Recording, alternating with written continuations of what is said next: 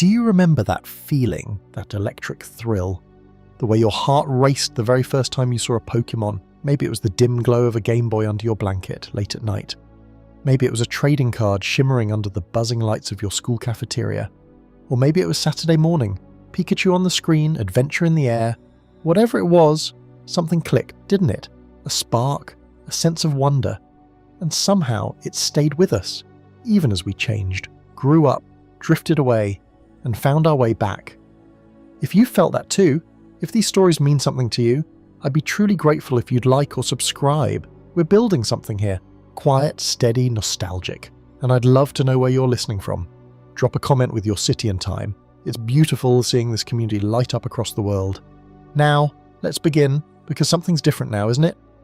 You might still smile when you see Pikachu on the lunchbox, but that wild, uncontainable joy, it's muted. You build teams in new games, sure, but that desperate sleepover-fueled urgency to complete the Pokédex, it's softened. It's not that we love Pokémon less, not at all. It's just, it hits differently, and that's what we're exploring tonight. Not just nostalgia, not just childhood memories, but how Pokémon became part of our personal mythology, how it's grown with us, reflected us, changed as we have, and what it means to carry it forward into adulthood. For many of us, Pokémon wasn't just a game, it was a companion, a place of safety, a world we could escape into when everything else felt a little too loud. We learned strategy, we learned friendship, we learned what it meant to try, to trade, to lose, to come back stronger. We argued over starter types on the bus. We whispered cheat codes on the playground. We felt unstoppable with a level 100 Charizard and a full set of gym badges. But time, as it always does, moved on. Life grew heavier, more complicated. Dreams shifted, schedules filled, and yet, Pokémon never really left. It lingered, like the tune of a lullaby you haven't heard in years, but still remember by heart. And when we return to it now as adults, something new happens. We see it through different eyes. We notice the subtle storytelling, the layered mechanics, the art behind the systems we once took for granted. We recognize the themes, identity, courage, loneliness, belonging, and we realize they were always there, just waiting for us to grow into them. Because Pokémon has always been about more than battling. It's been about setting out, leaving home, facing uncertainty, forming bonds, falling, rising, believing. And that hits different when you're older, when you've actually left home, when you've failed, when you've found real friends, when you've had to choose your own path. That's why we're here tonight. To explore not just the games, not just the animes or the cards, but the deeper connection, the culture, the community, the way this franchise, this world, found its way into our lives and never left. Over the next few hours, we'll look at where it all began. We'll follow Pokémon's rise from a bug-catching concept to a global phenomenon. We'll explore the cultural impact, how it shaped not just gaming, but music, art, fashion, even the way we relate to stories. We'll talk about nostalgia, not just what it feels like, but why it matters. How these echoes from the past give us comfort, context, even healing. And most importantly, we'll reflect on what it means to have grown up with Pokémon, on how it still shapes us, and on the quiet power of returning to something that once made you feel limitless. So whether you've been catching them all since Red and Blue, or you found your way in through Alola or Paldea, this journey is for you. Let's rediscover the wonder, let's celebrate the connections, and let's explore why Pokémon, after all these years, still lives in our hearts. Welcome to Chapter 1, the genesis of a phenomenon, from bug catching to global domination. Think back to those early days. The chunky grey brick of the Game Boy, the 8-bit sounds, the simple yet addictive gameplay. But have you ever stopped to wonder where it all began? What spark ignited the global phenomenon that is Pokémon? It wasn't some marketing executive's brilliant plan. It wasn't a focus grouped idea designed to appeal to the masses. No, the genesis of Pokémon lies in something far more personal, something far more human. It begins with a young boy named Satoshi Tajiri and his childhood obsession. Imagine a young Satoshi growing up in the suburbs of Tokyo. But this wasn't the sprawling technological metropolis we know today. Back then it was a more rural landscape, fields and forests still clinging to the edges of the urban sprawl. And for Satoshi, these weren't just fields and forests, they were his personal safari. He wasn't interested in video games, not yet anyway. His passion was bugs. Beetles, butterflies, anything that crawled, flew or scurried. He collected them, studied them, traded them with his friends. He was, in essence, a real-life Pokémon trainer, long before the concept even existed. His friends even nicknamed him Dr. Bug, a testament to his encyclopedic knowledge of the insect world. These childhood adventures weren't just a pastime, they were formative. They instilled in him a sense of wonder, a drive to explore, and a deep appreciation for the natural world. But as Tokyo continued to develop, those fields and forests began to disappear. The bugs lost their habitats, and Satoshi lost his playground. He felt a profound sense of loss, a longing for the days when he could roam free, discovering new creatures and sharing them with his friends. This feeling, this nostalgia for a lost world, became the seed that would eventually blossom into Pokémon. He wanted to recreate that sense of wonder, that feeling of discovery, for himself and for others. But how could he do it in a world that was rapidly changing? The answer, surprisingly, came in the form of a Game Boy. Satoshi was fascinated by the technology, by the possibilities it offered. He saw it as a new kind of playground, a virtual world where he could recreate his childhood adventures. He started tinkering with the system, learning to program, and experimenting with different game concepts. He founded a small video game development company called Game Freak. Initially, they focused on creating arcade-style games, but Satoshi had a bigger vision. He wanted to create a game that captured the essence of his bug-collecting days. It was a challenging task. The Game Boy was a limited piece of hardware, and Satoshi's ideas were ambitious. He wanted to create a vast world filled with unique creatures where players could explore, battle, and trade with each other. It seemed almost impossible. He pitched his idea to Nintendo, but they were skeptical. The Game Boy was already a success with games like Tetris and Super Mario Land, and they weren't sure if Satoshi's strange concept would appeal to players. But Satoshi was persistent. He believed in his vision, and he refused to give up. He spent years refining his idea, working tirelessly with his team at Game Freak to overcome the technical limitations of the Game Boy. He drew inspiration from his childhood memories, from the creatures he used to collect, and from the stories he used to tell his friends. Slowly but surely, Pokémon began to take shape.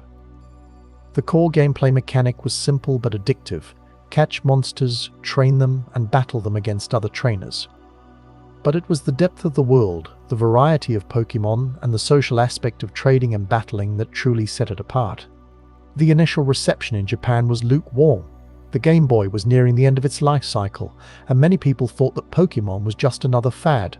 But Satoshi and his team were undeterred. They knew they had something special, and they were determined to prove it to the world. Then, something unexpected happened. A rumor began to circulate among Japanese schoolchildren about a hidden Pokémon, a mythical creature that could only be obtained through a complex series of in-game events. This rumor, spread by word of mouth and fueled by the game's inherent collectability, created a frenzy. Kids started trading tips, sharing secrets, and working together to unlock the secrets of the game. Pokémon became a social phenomenon, a shared experience that brought people together. Sales began to climb, and soon, Pokémon was the hottest game in Japan. But the real test was yet to come. Could Pokémon translate its success to the rest of the world? Could a game based on Japanese bud collecting appeal to audiences in America and Europe? Nintendo was hesitant, but they decided to take a chance. In 1998, Pokémon Red and Blue were released in North America, and the rest, as they say, is history. The game exploded in popularity, captivating kids and adults alike. The gotta-catch-'em-all mentality took hold, and people were obsessed with collecting every single Pokémon. Trading cards became a playground currency, and the anime series became a global phenomenon. Pokémon had become a cultural juggernaut, a force that transcended language and borders. But what was it about this seemingly simple game that resonated with so many people? What was the secret to its success? Perhaps it was the sense of adventure, the feeling of exploring a vast and mysterious world. Perhaps it was the satisfaction of collecting and training Pokémon, of building a team of powerful creatures. Or perhaps it was the social aspect, the joy of trading and battling with friends. Whatever the reason, Pokémon had tapped into something primal, something fundamental about human nature. It had captured our imagination, our sense of wonder, and our desire to connect with others. And it all started with a young boy and his love of bugs. But the journey from bug catching to global domination wasn't without its challenges. There were technical hurdles, marketing obstacles, and cultural differences to overcome. And the story of how Satoshi Tajiri and his team at Game Freak managed to navigate these challenges is a testament to their creativity, their perseverance, and their unwavering belief in their vision. They faced skepticism from Nintendo, limited resources, and a rapidly changing technological landscape. Yet, they never gave up. They continued to innovate, to experiment, and to push the boundaries of what was possible. And in the end, their efforts paid off. Pokémon became more than just a game. It became a cultural phenomenon, a symbol of childhood, and a source of joy for millions of people around the world. It's a story of passion, perseverance, and the power of imagination. The initial reception internationally wasn't universally positive. Some critics dismissed Pokémon as a simplistic and childish game. They didn't understand the appeal of collecting digital monsters or the strategic depth of the battling system. But the kids understood. They saw something special in Pokémon, something that the critics couldn't grasp. They embraced the game with open arms, and they spread the word to their friends and family. The marketing campaign played a crucial role in Pokémon's international success. Nintendo cleverly positioned the game as a cool and trendy product, appealing to the youth market. They released a catchy theme song, created memorable characters, and organized promotional events that generated excitement and buzz. The trading card game also contributed to Pokémon's popularity. It provided a tangible way for kids to interact with the Pokémon universe, and it fostered a sense of community and competition. The cards became highly collectible, and the trading scene became a vibrant and dynamic marketplace. But the anime series was perhaps the most important factor in Pokémon's global domination. It brought the Pokémon world to life in a colorful and engaging way, and it introduced millions of viewers to the characters and creatures that they had come to love. Ash Ketchum, the eternally optimistic and determined Pokémon trainer, became an instant icon. His adventures, his friendships, and his unwavering belief in the power of Pokémon resonated with audiences around the world. The anime series also helped to overcome cultural barriers. It introduced Japanese concepts and values to a global audience, and it promoted themes of friendship, perseverance, and respect for nature. Pokémon's success was also due to its ability to adapt and evolve over time. The franchise has continued to release new games, new anime series, and new trading card sets, keeping the brand fresh and relevant for each new generation of fans. The Pokémon Company has also embraced new technologies, such as augmented reality and mobile gaming, to reach a wider audience. Pokémon Go, the mobile game that allows players to catch Pokémon in the real world, became a global phenomenon in 2016, demonstrating the enduring power of the franchise. So, what are the key takeaways from the genesis of Pokémon? First, it's a story of passion and perseverance. Satoshi Tajiri and his team at Game Freak faced numerous challenges, but they never gave up on their vision. Second, it's a story of innovation and creativity. Pokémon introduced new gameplay mechanics, new characters, and new concepts that resonated with audiences around the world. Third, it's a story of community and connection. Pokémon brought people together through trading, battling, and sharing their love of the franchise. And finally, it's a story of adaptation and evolution. Pokémon has continued to evolve and adapt over time, keeping the brand fresh and relevant for each new generation of fans. But the story of Pokémon's early years is more than just a tale of business success and cultural impact. It's a story about the power of imagination, the importance of friendship, and the enduring appeal of simple yet engaging gameplay. It's a story that reminds us that even the most humble beginnings can lead to extraordinary achievements. And it's a story that continues to inspire us to dream big, to never give up on our passions, and to always believe in the power of play. The challenges faced by Satoshi Tajiri and Game Freak in the early days were immense. They were working with limited resources, outdated technology, and a skeptical industry. But they persevered, driven by their passion for their creation and their belief in its potential. They faced technical hurdles, such as the limitations of the Game Boy's hardware and the difficulty of creating a complex and engaging gameplay experience. They faced marketing challenges such as convincing Nintendo to take a chance on their unconventional idea and finding a way to appeal to a global audience.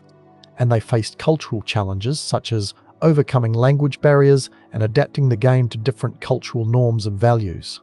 But they overcame these challenges through hard work, creativity, and a deep understanding of their target audience.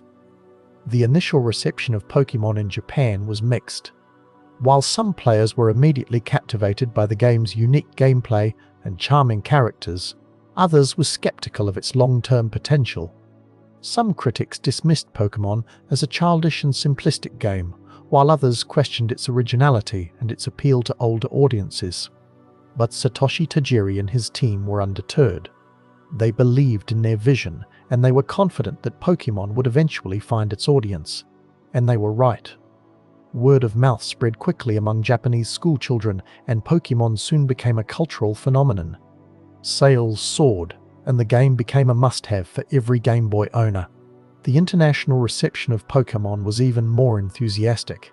The game quickly became a global sensation, captivating kids and adults alike.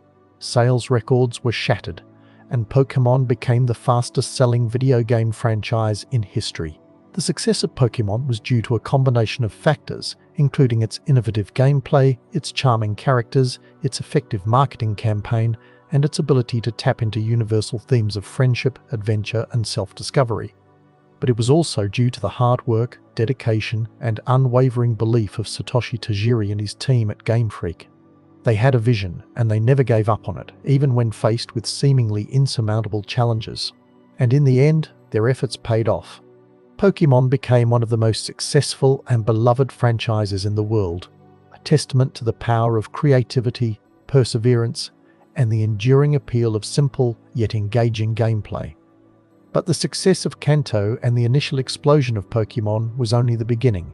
What happened next, as new regions were revealed and the world expanded, would cement Pokémon's place in gaming history.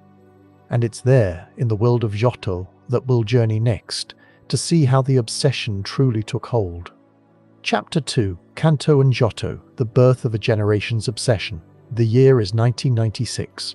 You're unwrapping something special, a brand new Pokémon Red or Blue. Remember that feeling? That almost sacred ritual of peeling back the plastic, knowing you are about to enter a world unlike anything you'd ever experienced? It wasn't just a game, it was a gateway. That gateway led to Kanto. Kanto wasn't just a region on a map, it was a feeling of boundless possibility, of adventure lurking around every corner. From the humble beginnings of Pallet Town to the imposing Indigo Plateau, Kanto was a masterclass in world building. Professor Oak, your slightly scatterbrained mentor, gave you your first Pokémon, a choice that would define your journey. Bulbasaur, Charmander, or Squirtle, each a tiny ball of potential, ready to become a powerful ally. Think about the weight of that decision. It wasn't just picking a starter, it was choosing a path. A path that would lead you through Viridian Forest, battling bug catchers and evading Team Rocket grunts.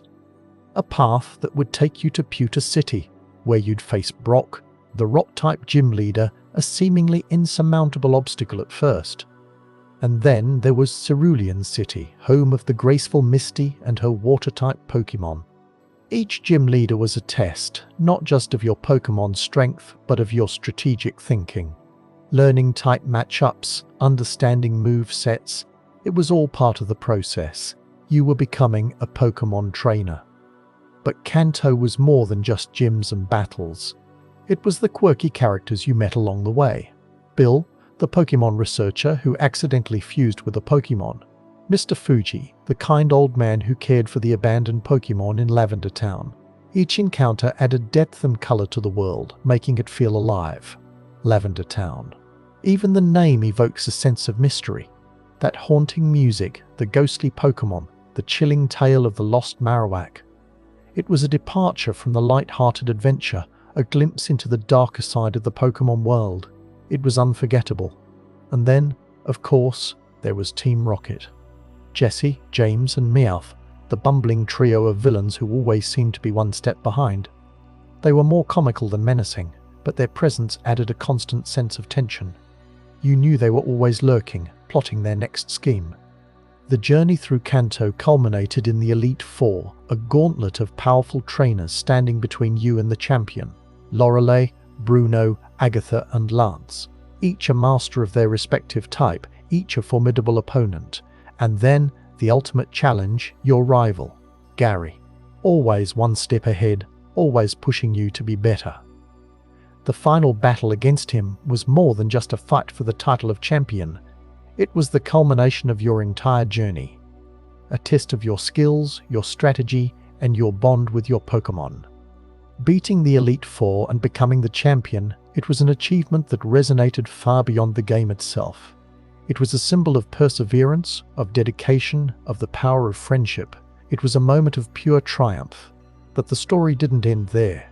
No, for those who truly explored Kanto, something even more amazing awaited. A secret hidden deep within the game's code.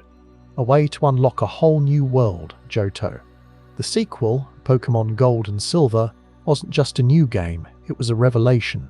It was a continuation of the adventure, a chance to revisit familiar faces and explore a brand new region. Johto, with its ancient traditions and its own unique cast of characters, felt both familiar and foreign. Suddenly, a whole new world opened up, a world steeped in history and mythology. Ekrutiak City, with its burned tower and bell tower, told tales of legendary Pokémon and the power of nature. Goldenrod City, a bustling metropolis, showcased the advancements of technology. Johto was different, more mature, more nuanced. The story delved deeper into the lore of Pokémon, exploring themes of balance, harmony, and the interconnectedness of all things. The legendary Pokémon of Johto, Lugia, and Ho-Oh were more than just powerful creatures. They were symbols of hope and destruction. The introduction of new Pokémon types, Dark and Steel, added a new layer of complexity to the battle system. Suddenly, psychic types weren't invincible, and a whole new range of strategies became viable. It breathed new life into the game, making it feel fresh and exciting. And then there were the Pokémon themselves. Chikorita, Cyndaquil, and Totodile, the new starter Pokémon, each with their own unique charm and potential. Pokémon like Ampharos, Espeon, and Umbreon, Pokémon that evolved in new and unexpected ways. The Pokédex expanded, offering even more creatures to discover and collect. But perhaps the most groundbreaking addition to Gold and Silver was the introduction of breeding. The ability to breed Pokémon, to pass down traits and moves, opened up a whole new world of possibilities. It was a game changer, adding a level of depth and complexity that had never been seen before.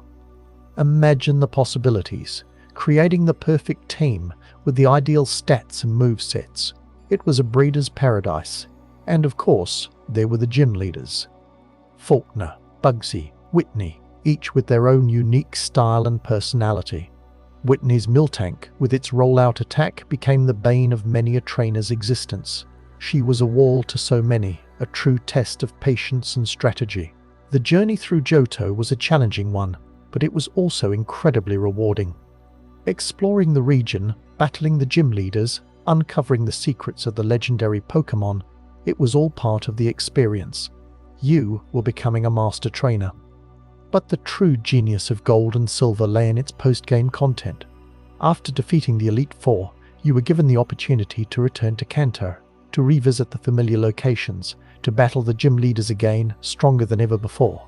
It was a nostalgic trip, a chance to see how much had changed since your first adventure. And then, the ultimate reward, the chance to battle Red, the protagonist of the original games. Standing atop Mount Silver, Red was a silent, stoic figure.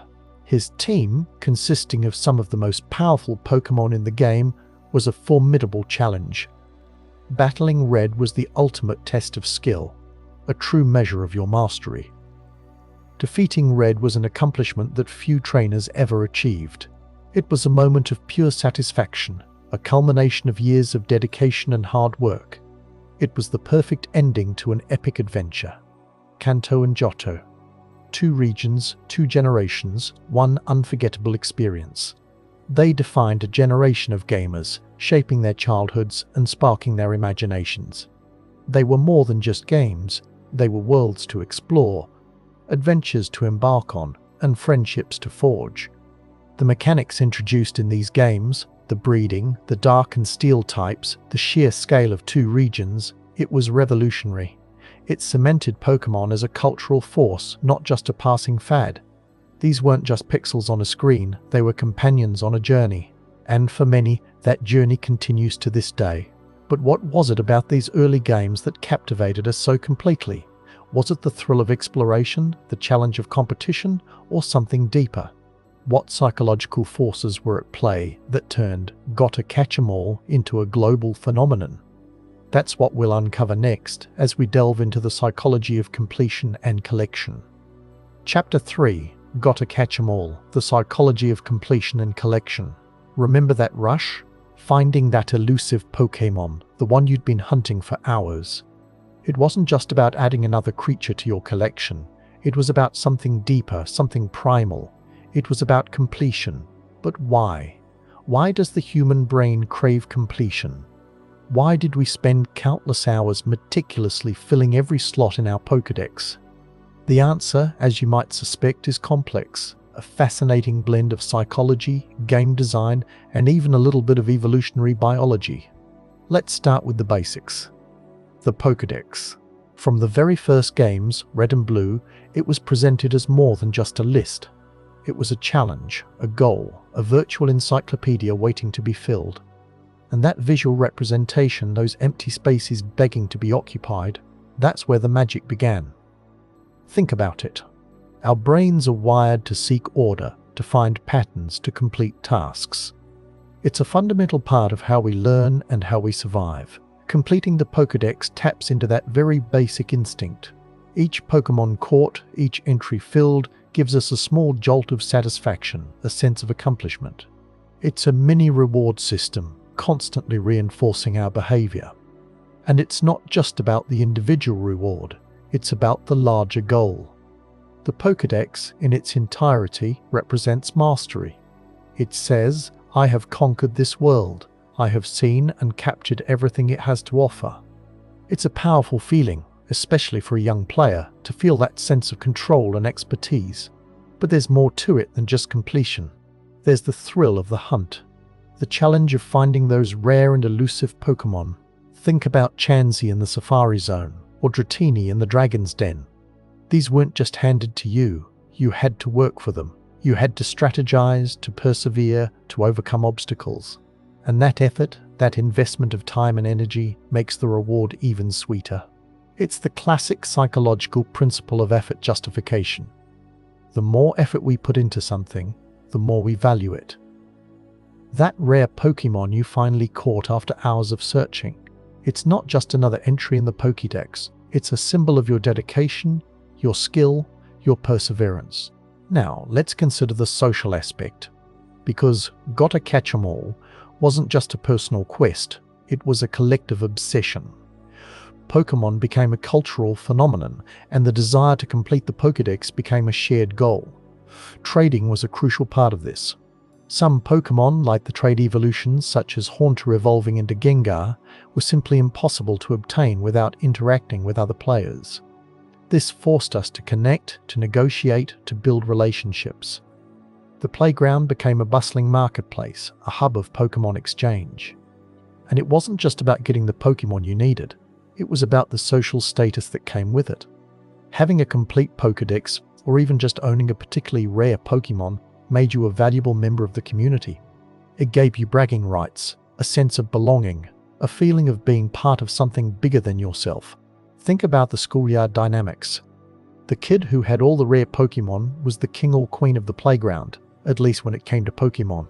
They held the power, the knowledge, the access to the ultimate goal. And that created a powerful incentive for everyone else to keep playing, to keep trading, to keep striving for completion. Battling also played a significant role. It wasn't just about testing your skills, it was about showcasing your collection. Your team of Pokémon was a reflection of your dedication, your knowledge, your strategic thinking. And winning battles, defeating your opponents, further validated your efforts and reinforced your commitment to the gotta-catch-em-all mentality. But there's another layer to this. The gotta-catch-em-all mentality also taps into our innate desire to categorize and understand the world around us. Think about how children collect things: rocks, stamps, baseball cards. It's a way of making sense of the world, of organizing information, of creating order out of chaos.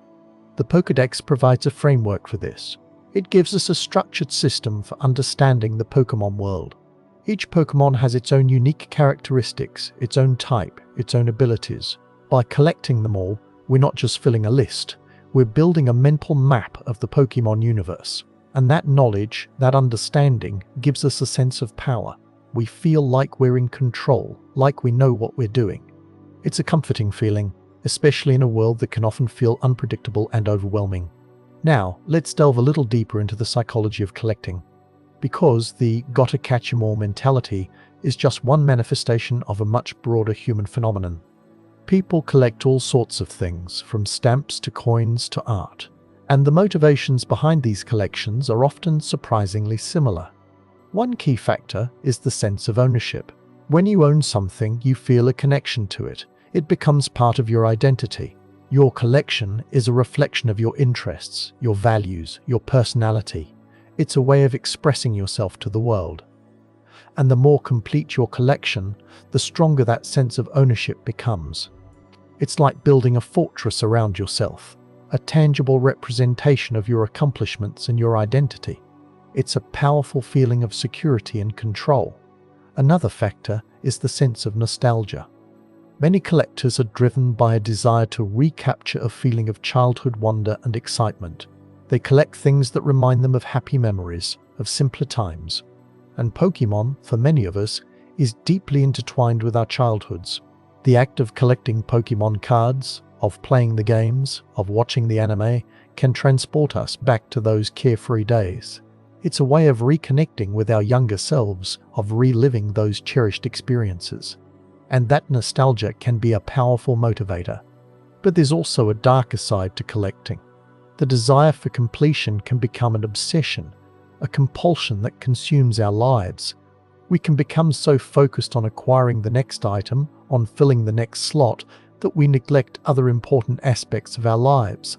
This is where the gotta-catch-em-all mentality can become problematic. When the desire to complete the Pokédex becomes more important than everything else, it can lead to unhealthy behaviors. Spending excessive amounts of money, neglecting our responsibilities, isolating ourselves from friends and family. It's important to remember that Pokémon is just a game. It's meant to be fun, to be enjoyable. When it starts to feel like a chore, like an obligation, it's time to take a step back and reevaluate our priorities. So, how do we maintain a healthy balance?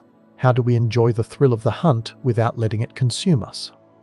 The key is to focus on the journey, not just the destination. To appreciate the process of collecting, of trading, of battling. To enjoy the social connections we make along the way. And to remember that it's okay to not catch them all. It's okay to leave a few slots empty in the Pokédex. It doesn't diminish our enjoyment of the game. It doesn't make us any less of a fan. It just means that we have other things to focus on, other priorities in our lives. The gotta-catch-em-all mentality is a powerful force, but it's not the only thing that defines the Pokémon experience.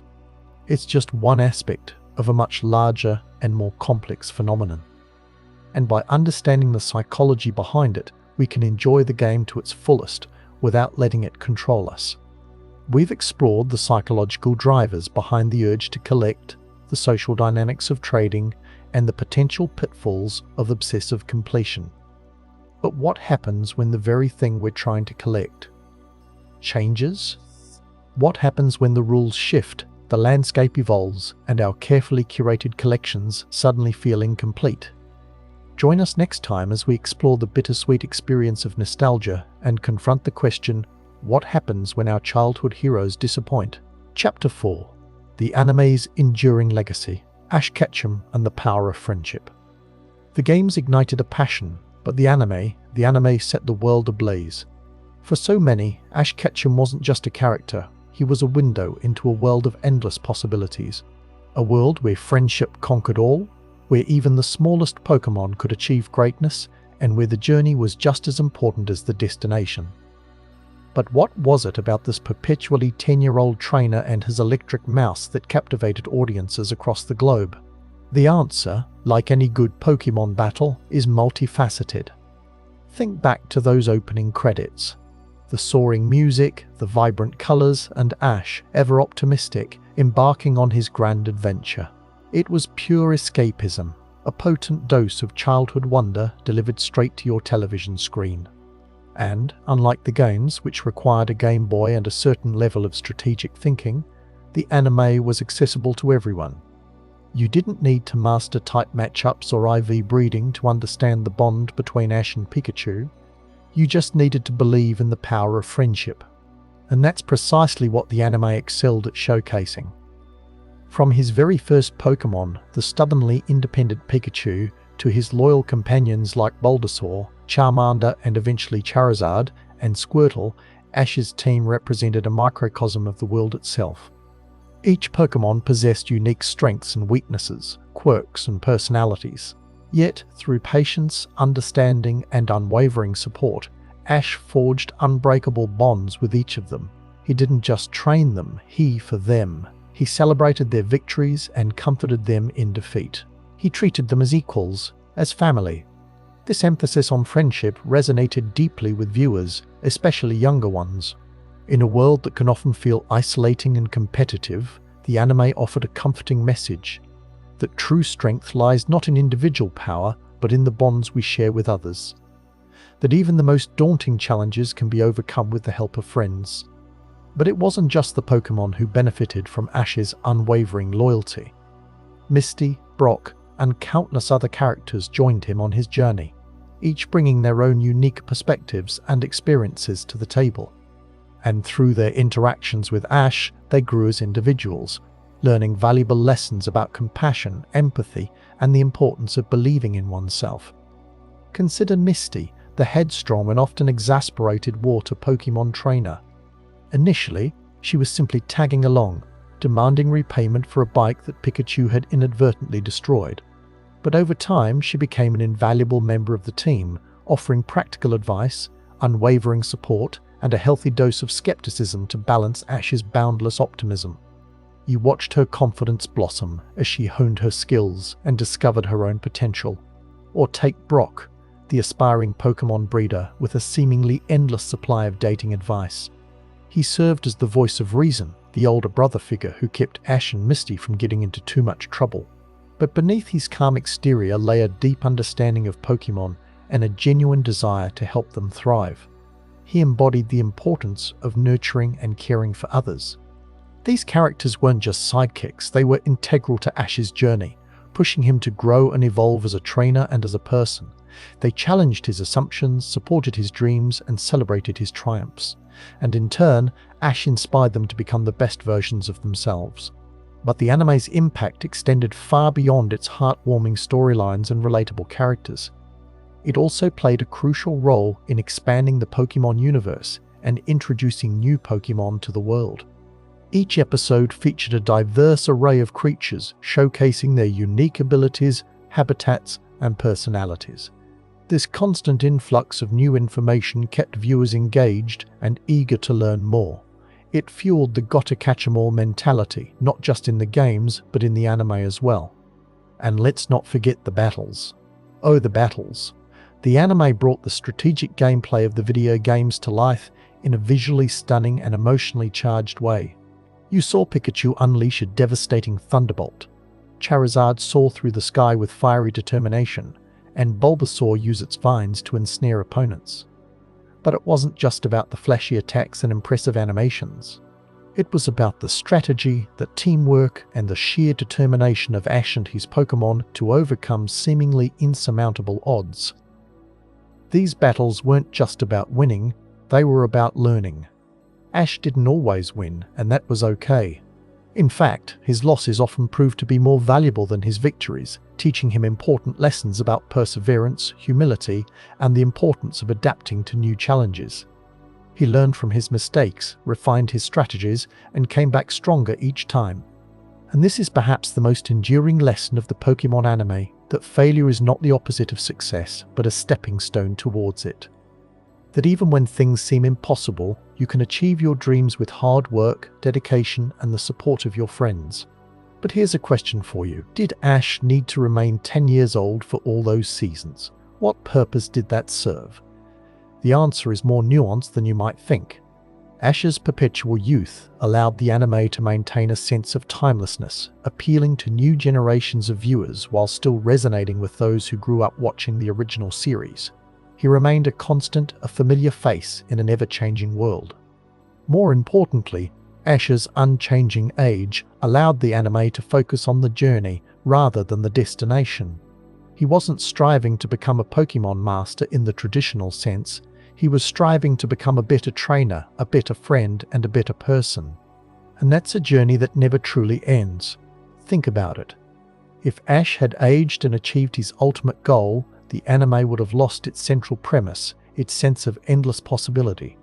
By keeping him perpetually on the cusp of greatness, the creators ensured that the story could continue indefinitely, exploring new regions, new Pokémon, and new challenges. And let's be honest, part of the charm was seeing Ash constantly learn and grow, even after all those years. He never stopped making mistakes, never stopped seeking advice, and never stopped believing in the power of friendship.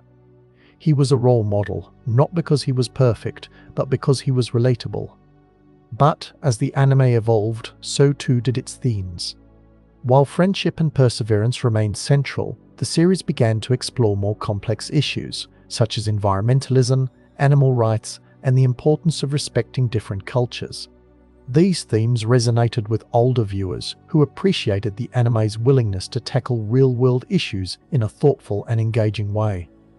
And let's not forget the impact of the anime's music. From the iconic theme song to the soaring orchestral scores, the music of the Pokémon anime is instantly recognizable and deeply evocative. It transports you back to your childhood, filling you with a sense of nostalgia and wonder. The music wasn't just background noise, it was an integral part of the storytelling, enhancing the emotional impact of key scenes and creating a sense of excitement and adventure. It underscored the triumphs, amplified the heartbreaks, and ultimately made the experience that much more memorable.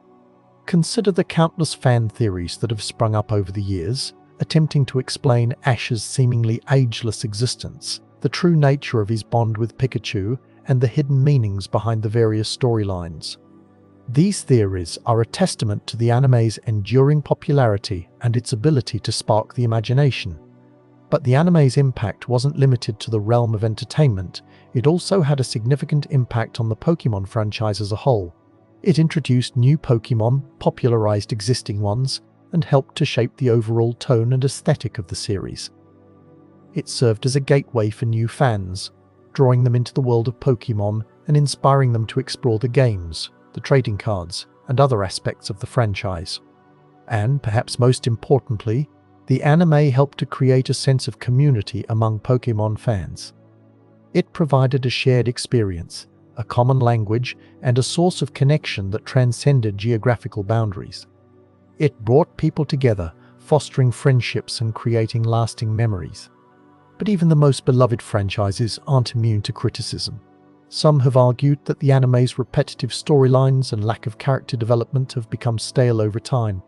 Others have criticized its tendency to prioritize entertainment over accuracy, often deviating from the established lore of the games. These criticisms are valid, but they shouldn't overshadow the anime's overall contribution to the Pokémon franchise. It remains a beloved and influential part of the Pokémon universe, and its impact on popular culture is undeniable. It's a cultural touchstone, a symbol of friendship, adventure, and the power of believing in yourself. And its legacy will continue to inspire generations to come. Ash Ketchum, despite his unchanging age, remains a beacon of hope, a reminder that even the smallest of us can achieve greatness with the help of our friends. But what about the tangible objects, The cards that held so much power, so much promise. Could cardboard and ink really hold that kind of sway? Next, we'll look at the world of Pokémon trading cards and explore how they became much more than just a game. Before we dive deeper into this incredible journey, I'm curious, where in the world are you watching this from? Drop a comment below and let our global community know. And if you're finding this as mind-blowing as I am, hit that like button to help more people discover this story. Chapter 5: Pokémon Trading Cards, More Than Just a Game. But the Pokémon phenomenon wasn't just confined to the digital world of the Game Boy or the animated adventures on television. It spilled over into our playgrounds, our classrooms, and even our dinner tables in the form of something far more tangible: the Pokémon trading card game. Those glossy rectangles adorned with vibrant images of our favorite creatures became more than just pieces of cardboard. They were status symbols, objects of desire, and gateways to a whole new level of strategic gameplay. But what was it about these cards that captured our imagination so completely? Was it simply the thrill of collecting, or was there something deeper at play? The Pokémon trading card game, or TCG as it's often called, wasn't just a simple game of chance. It was a carefully crafted system with complex rules, intricate strategies, and a surprisingly competitive scene. Each card, whether it was a powerful Charizard or a humble Pidgey, had its own unique abilities, weaknesses, and strengths. Building a winning deck wasn't just about collecting the rarest cards. It was about understanding the underlying mechanics of the game, mastering the art of deck construction, and anticipating your opponent's moves. You had to balance your Pokémon types, energy cards, and trainer cards, all while keeping an eye on your opponent's strategy. It was like a miniature chess match, but with adorable monsters instead of pawns and rooks. The rules themselves, while seemingly simple on the surface, could be surprisingly complex. Understanding the intricacies of energy attachments, evolution chains, and special abilities was crucial to success. And with each new expansion set, the rules evolved, introducing new mechanics and strategies that kept the game fresh and exciting. But the TCG was more than just a game of skill. It was also a social experience.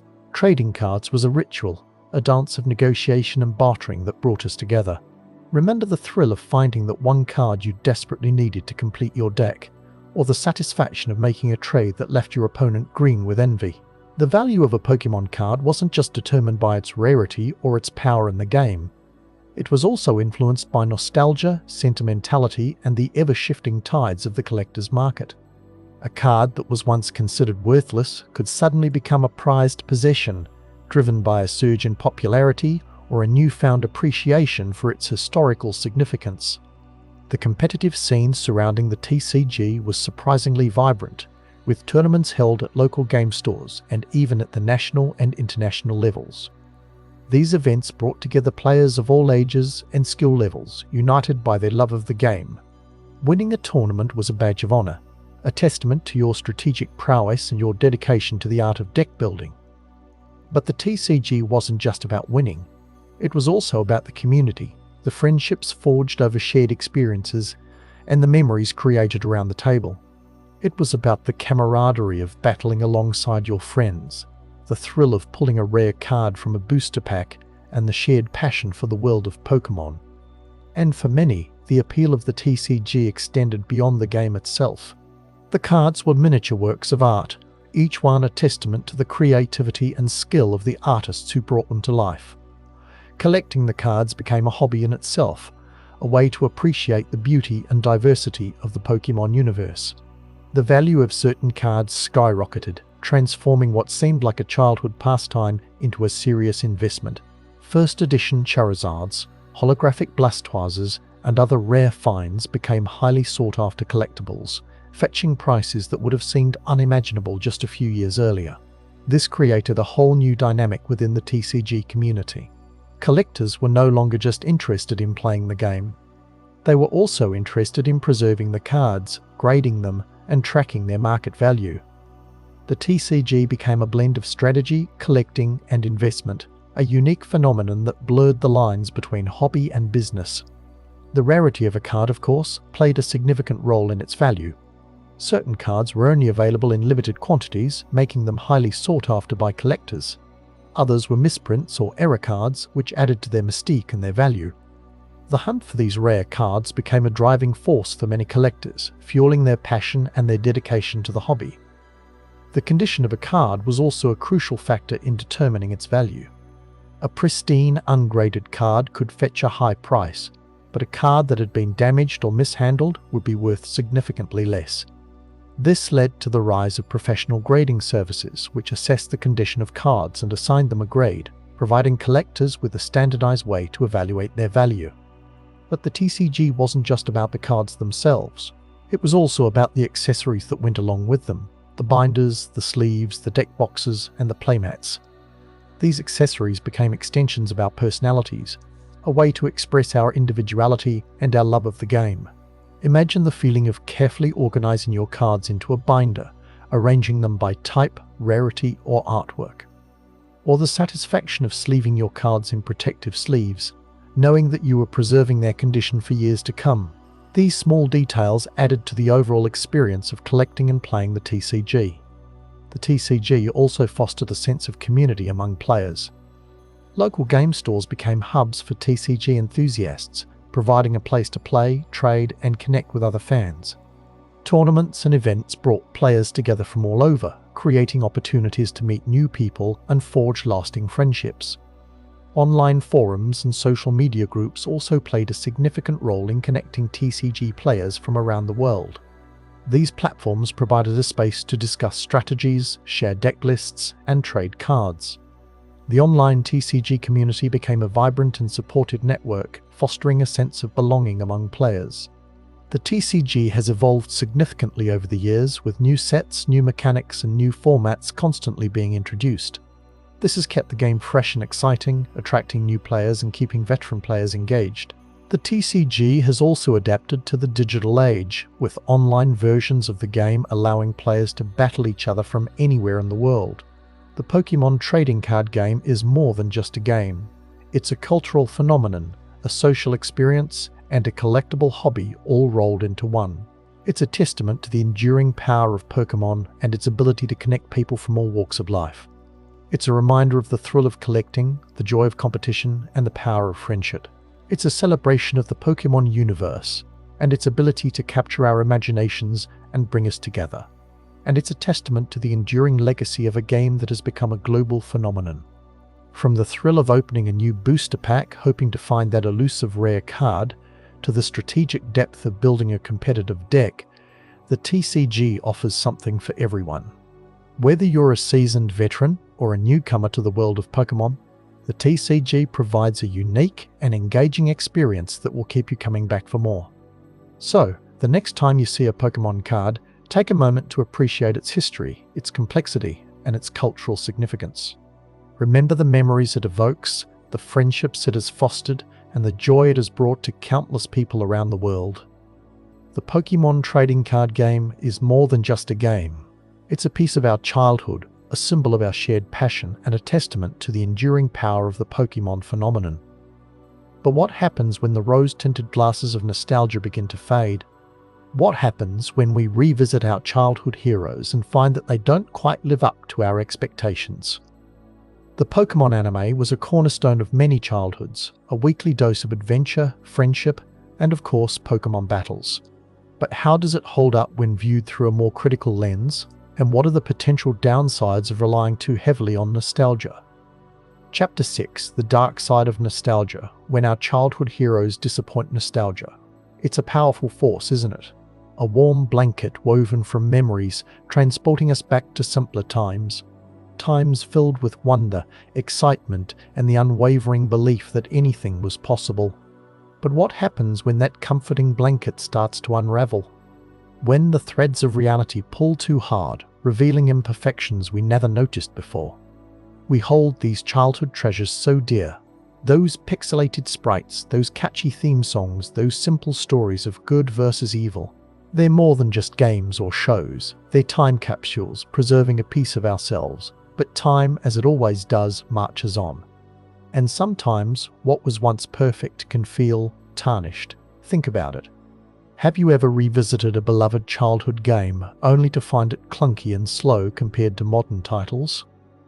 The controls feel unresponsive, the graphics are dated, and the story, once so captivating, now seems predictable. It's a jarring experience, a collision between the idealized memory and the harsh reality.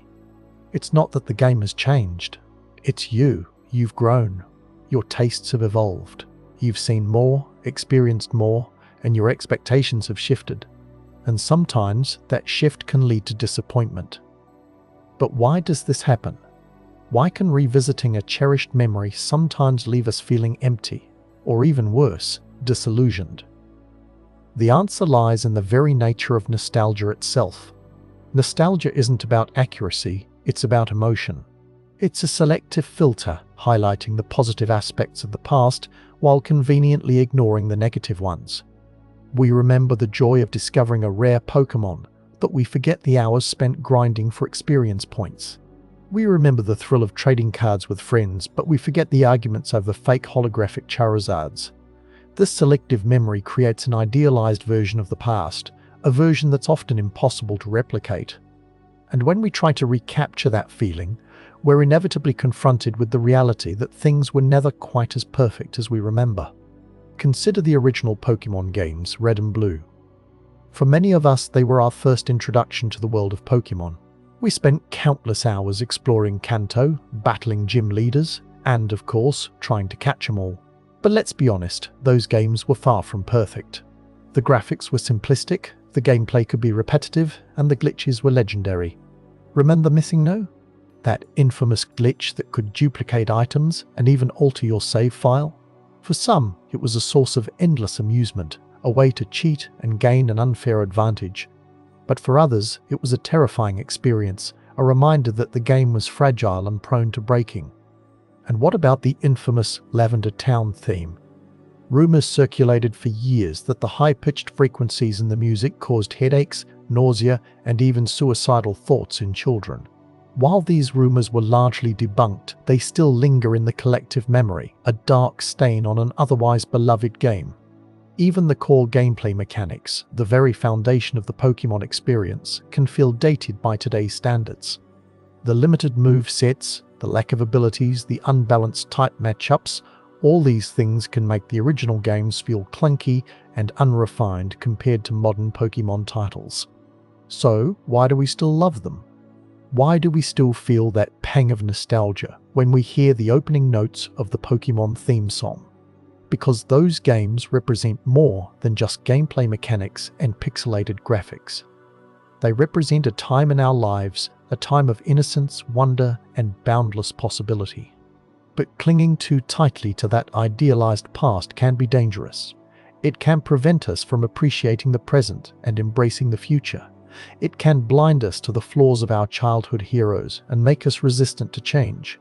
Think about the constant debates within the Pokémon community. Old versus new, classic versus modern. Fans often clash over which generation is the best, which games are the most authentic, and which Pokémon are the most original.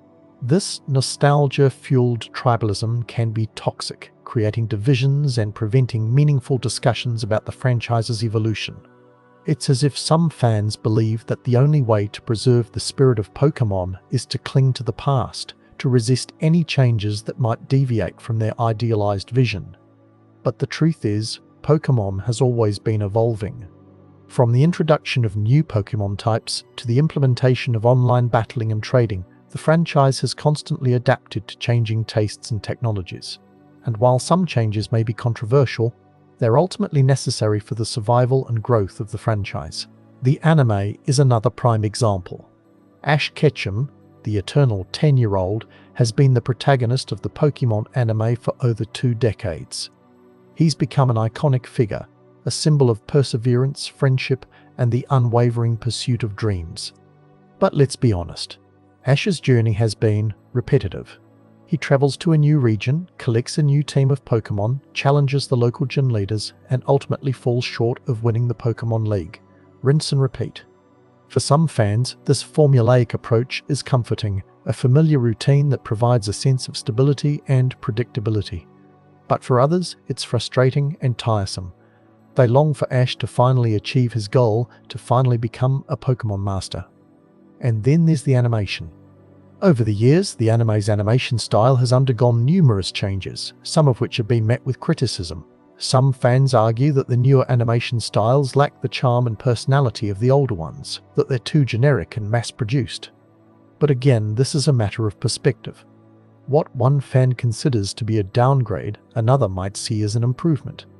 The key is to recognize that tastes change and that what was once considered cutting edge can eventually become outdated. Even the Pokémon themselves are subject to the whims of nostalgia. Certain Pokémon, like Charizard and Pikachu, have become perennial favorites, constantly appearing in merchandise, promotional materials, and even spin-off games. But this favoritism can come at the expense of other, less popular Pokémon. Many fans feel that certain Pokémon are unfairly neglected, that they deserve more attention and recognition.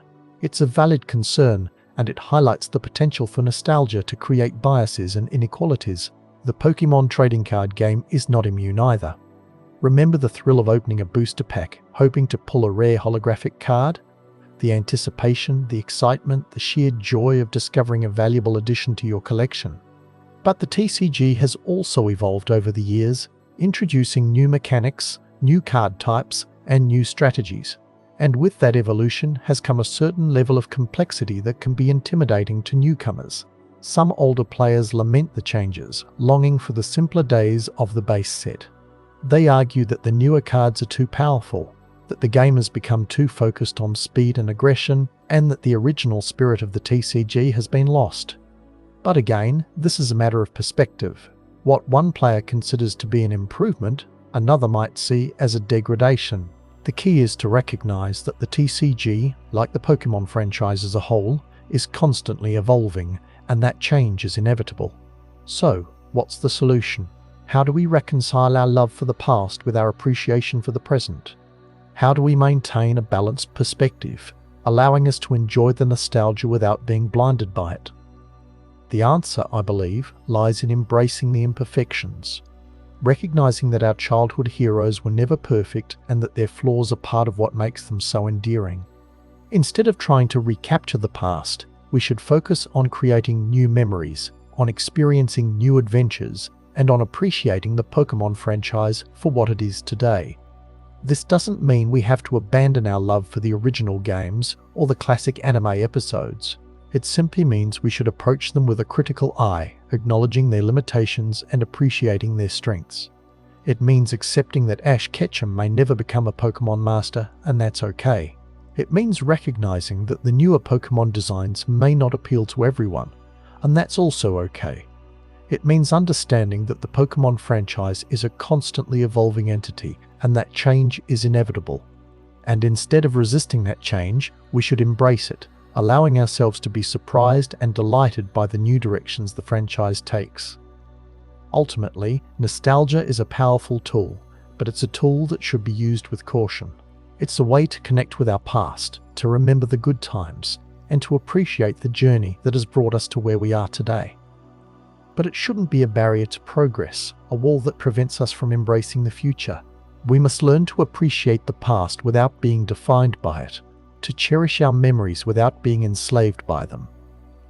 Because the world of Pokémon is vast and ever-expanding, filled with endless possibilities and countless adventures, and the best way to experience it is with an open mind, a curious spirit, and a willingness to embrace the unexpected. But what happens when the very thing that sparked our nostalgia becomes the source of disappointment? When the Pokémon company makes decisions that seem to betray the spirit of the franchise? When beloved characters are sidelined, or when controversial new features are introduced? This is where things get complicated and where the dark side of nostalgia truly reveals itself. And it's a topic that demands a closer look, because the decisions made by the Pokémon company directly impact our ability to enjoy the franchise, to connect with our childhood memories, and to feel a sense of belonging within the Pokémon community. How do these business decisions impact our personal connection to a seemingly untouchable world? That's what we'll explore next, as we delve into the complex relationship between the Pokémon company and its passionate fanbase. Chapter 7, Pokémon Go, a global phenomenon, reimagined. The year is 2016. Remember where you were? What you were doing? Because suddenly, without warning, the world changed. It wasn't a slow burn, a gradual shift. It was an explosion. An explosion of pocket monsters appearing right before our very eyes. Pokémon Go. The premise seemed simple enough. Use your smartphone to find and catch Pokémon in the real world. Augmented reality overlaid digital creatures onto your physical surroundings, turning parks, streets, and even your own living room into a sprawling safari zone. But the impact was anything but simple. It was seismic. Think back to the initial launch. The servers buckled under the weight of millions of players simultaneously trying to log in. Parks overflowed with people, their faces illuminated by the glow of their screens, united by a common goal to catch 'em all. It was a phenomenon unlike anything we'd ever seen. But why? Why did Pokémon Go resonate so deeply with so many people? Was it simply the nostalgia factor, a yearning for the Pokémon craze of our childhoods? Or was there something more profound at play? The answer, as you might suspect, is complex. Let's start with the obvious, the augmented reality. Before Pokémon Go, AR was largely a niche concept, relegated to tech demos and experimental apps. Pokémon Go brought it to the masses, making it accessible and, dare I say, fun. Suddenly, the world around us was no longer just the world around us. It was a playground, a canvas for adventure. Imagine the thrill of seeing a Pikachu perched on a park bench, or a Squirtle splashing in a fountain. It was a blurring of the lines between the real and the virtual, a playful dance between the tangible and the digital. And that novelty, that sense of wonder, was incredibly addictive. But the AR was only one piece of the puzzle. The genius of Pokémon Go lay in its ability to tap into our innate human desires, the desire to explore, to collect, to connect. Think about the act of exploration. Pokémon Go incentivized us to get out of our houses, to wander our neighborhoods, to discover new places. Suddenly, mundane errands became exciting quests. Familiar streets became uncharted territories. And with each new Pokémon caught, with each new Pokéstop visited, we felt a sense of accomplishment, a sense of progress. Then there's the collecting aspect. The gotta catch 'em all mentality wasn't just a marketing slogan. It was a deeply ingrained impulse, a primal urge to complete a set to fill a void. And Pokémon Go provided the perfect outlet for that urge. Each Pokémon represented a challenge, a mini puzzle to solve. Where would it appear? What kind of Pokeballs would we need? How would we aim our throws? And finally, there's the social connection. Pokémon Go wasn't just a solitary experience. It was a shared adventure, a communal activity that brought people together from all walks of life. Remember the stories? The spontaneous gatherings at rare Pokémon spawns, the impromptu trading sessions, the collaborative raids against powerful legendary Pokémon. It was a reminder that even in our increasingly digital world, the power of human connection remains strong. Pokémon Go fostered a sense of community, a sense of belonging. It gave us a reason to interact with strangers, to strike up conversations, to forge new friendships. It was a social lubricant, breaking down barriers and creating connections where none existed before. And this social aspect was particularly important for a new generation of Pokémon fans. While many of us grew up with the original Game Boy games and the anime, Pokémon Go introduced the franchise to a whole new audience.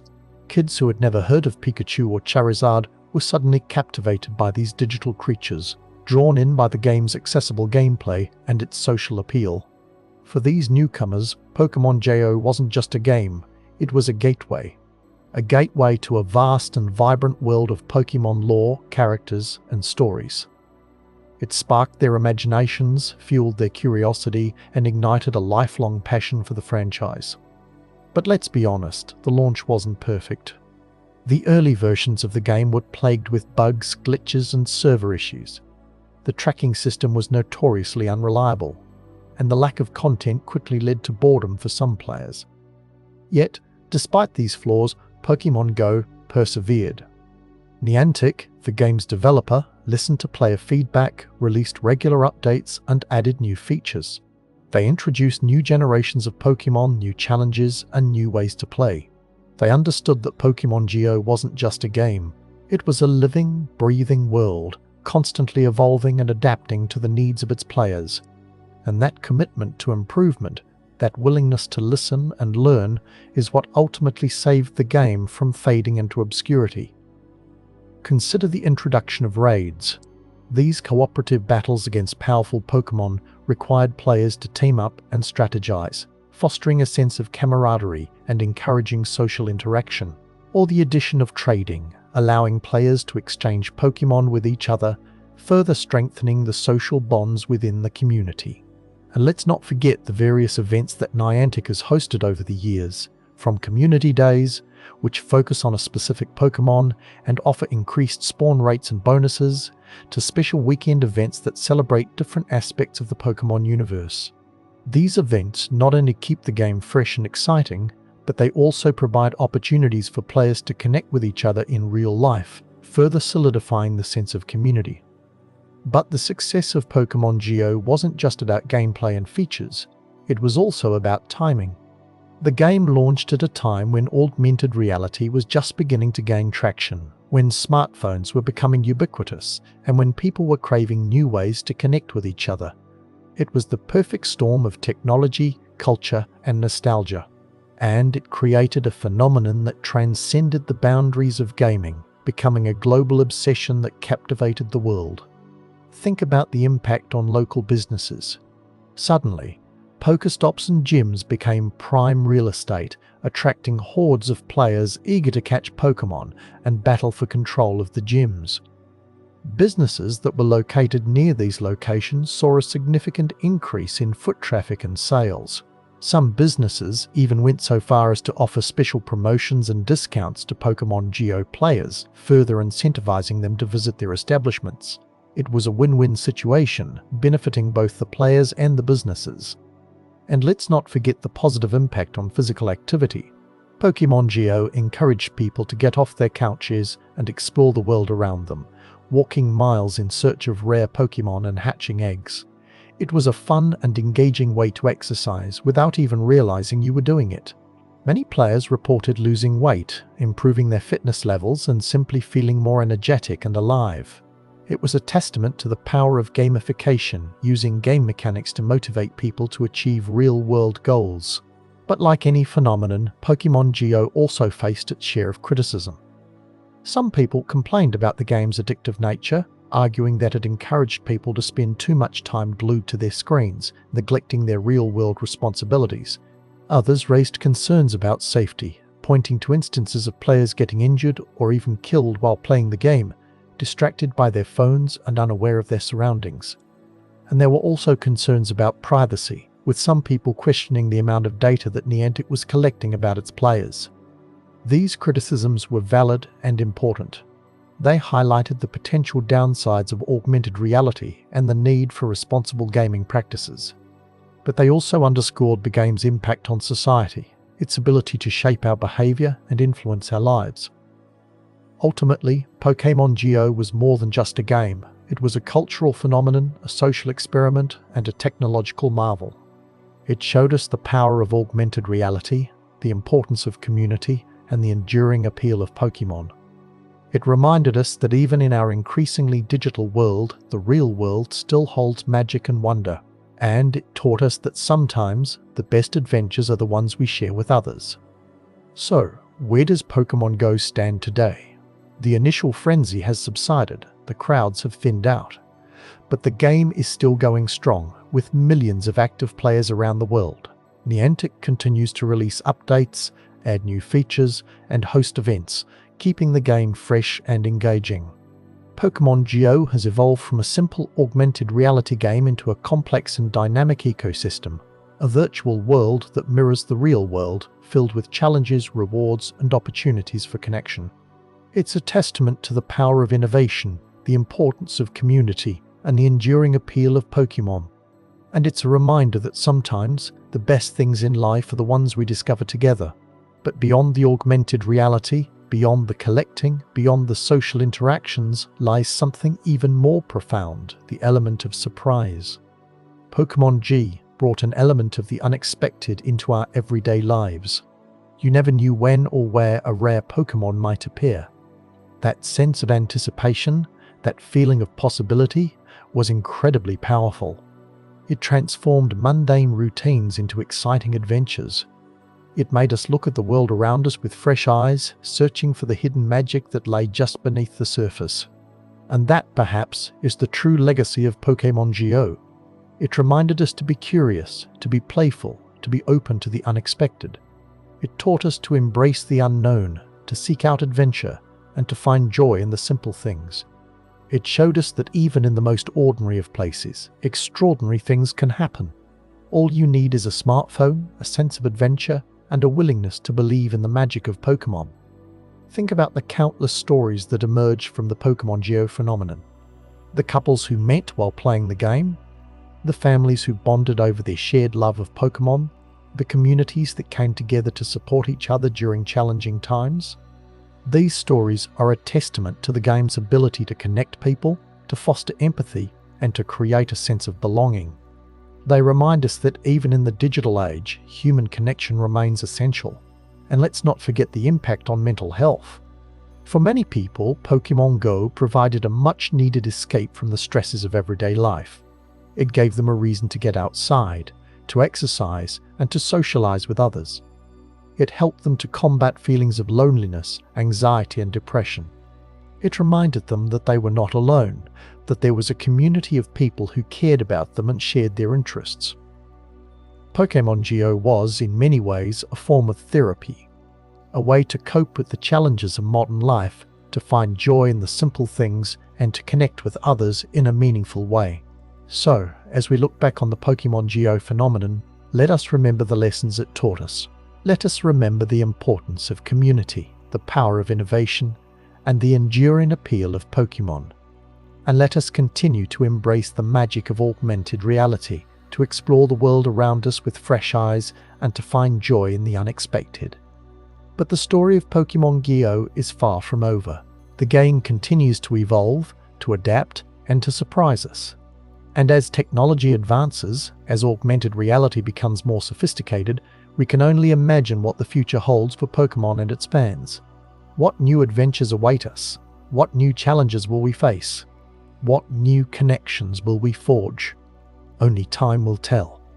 But one thing is certain, the spirit of Pokémon, the spirit of adventure, and the spirit of community will continue to inspire us, to guide us, and to bring us together no matter what the future may hold. And the impact wasn't limited to just the players. Consider the academic research that Pokémon Go spurred.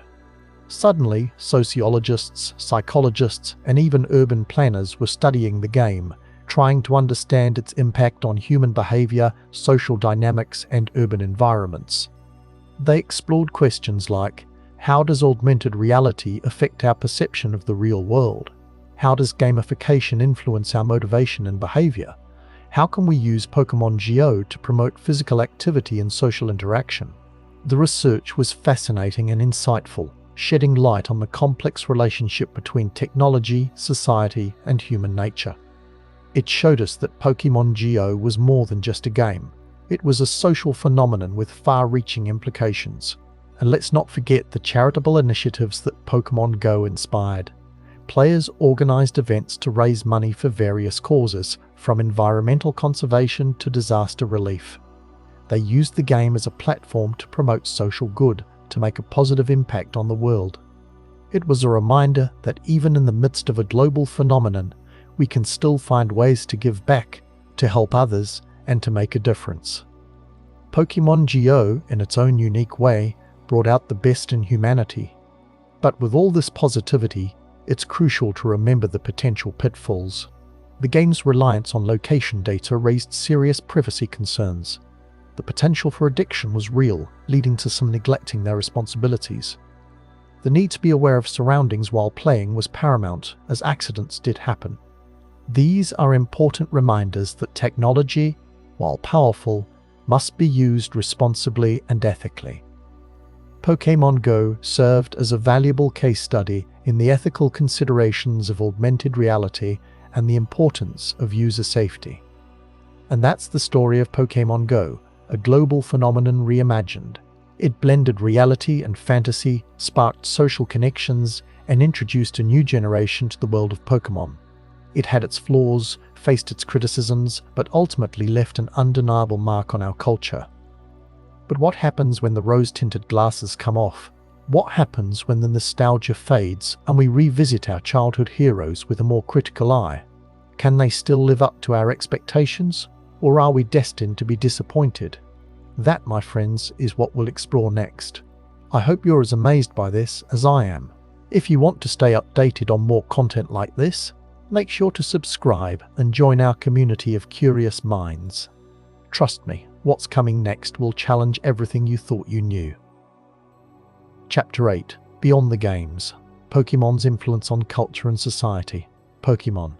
It started as a game, a simple concept of catching and training monsters. But it became so much more.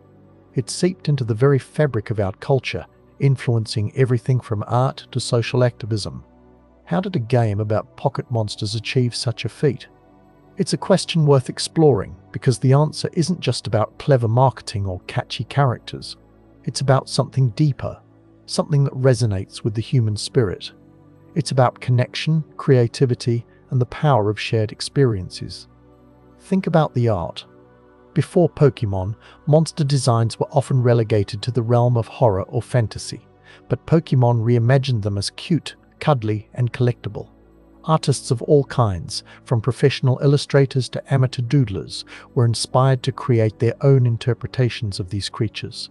Fan art exploded across the internet, showcasing a dazzling array of styles and perspectives. And it wasn't just visual art. Music, too, felt the Pokémon effect. The catchy tunes from the games were remixed, rearranged, and reinterpreted in countless ways. Orchestral arrangements, electronic dance remixes, even heavy metal covers. The possibilities seemed endless. These weren't just simple tributes. They were expressions of genuine passion, a way for fans to connect with the music on a deeper level. But the influence of Pokémon goes beyond the purely aesthetic. It's also shaped fashion, both in subtle and overt ways. From Pikachu-themed backpacks and t-shirts to high-fashion collaborations with luxury brands, Pokémon has found its way onto runways and into everyday wardrobes. What's more, Pokémon has subtly influenced design aesthetics, with its bold colors and simple shapes inspiring countless other artists and creators. The franchise's impact extends to social causes as well. Pokémon has been used to promote literacy, encourage environmental awareness, and even raise money for charity. The Pokémon Company has partnered with organizations around the world to support various initiatives, proving that even a game about fictional creatures can make a real-world difference. One of the most significant ways Pokémon has influenced our culture is through its role in shaping the digital landscape. The franchise helped to popularize the concept of online communities, where fans could connect, share their experiences, and trade Pokémon. The Pokémon trading card game also fostered a sense of community, with local leagues and tournaments bringing people together to compete and socialize. But perhaps the most profound impact of Pokémon is its ability to bridge generations. Parents who grew up playing the original games are now sharing their love of Pokémon with their children. This shared experience creates a bond that transcends age and background. It's a reminder that even in a world that's constantly changing, some things remain timeless. The Pokémon phenomenon isn't just about the games themselves, it's about the community that has grown up around them, the creativity that they have inspired, and the positive impact that they have had on the world.